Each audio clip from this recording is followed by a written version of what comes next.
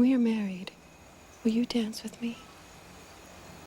I find dancing very agreeable.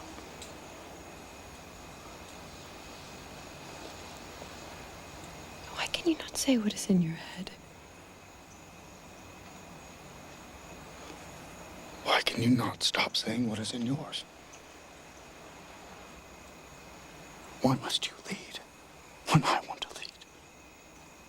If I want to dance, I will ask you to dance. If I want to speak, I will open my mouth and speak. Everyone is forever plaguing me to speak further. Why? What good is it to tell you you are in my every thought from the time I wake? What good can come from my saying I sometimes cannot think clearly or do my work properly? What gain can rise from my telling you the only time I feel fear as others do is when I think of you in harm? That is why I am on this porch, Ivy Walker. I fear for your safety before all others.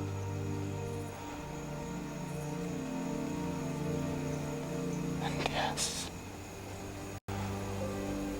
I will dance with you on our way.